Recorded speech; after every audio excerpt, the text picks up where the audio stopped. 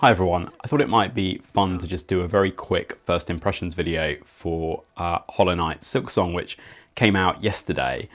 This is the sequel to the much loved and phenomenon, I guess, that was the original Hollow Knight. The sequel's been highly anticipated for a long time. People were expecting it like a couple of years ago. I think it was originally intended to be DLC for Hollow Knight.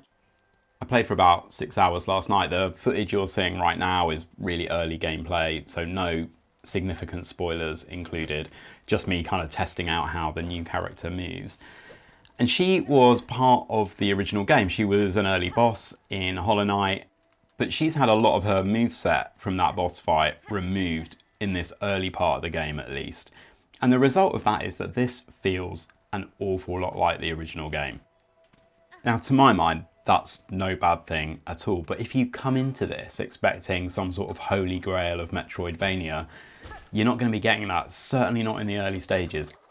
It's very much doing all the traditional stuff that you'd expect in a great Metroidvania. You can almost immediately see areas that are completely inaccessible to you because you haven't got abilities that enable you to get there.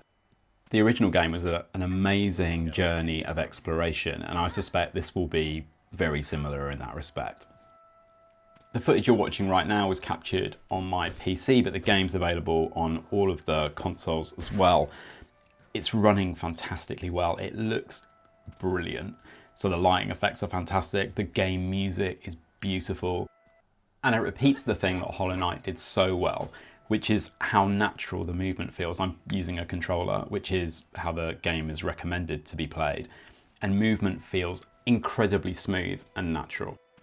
I'm not going to show footage, but I have fought a couple of the early bosses. There's sort of a beginner's boss right at the very start of the game that probably doesn't really count as a boss, and then a proper boss a little while in. It took me a little while to beat it, but I got past it fine in the end.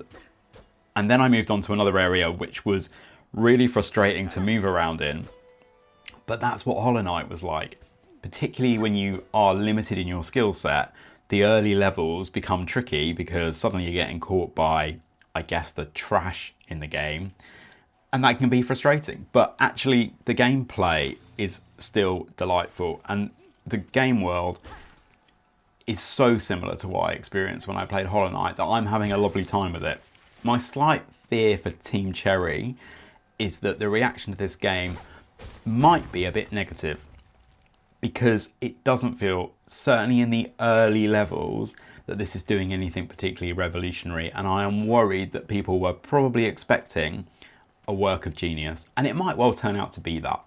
I'll do a follow-up video when I've played more, but 6 hours in, I'm having a great time. I'm really enjoying myself with the game, just like I thought I would do, but I am not sure that this is going to receive quite the same kind of positivity that Hollow Knight did on its initial release. If you've enjoyed the video, please consider subscribing or pressing the like button to let me know. I'd really appreciate that. But thank you so much for watching, and I will see you again soon. Bye for now.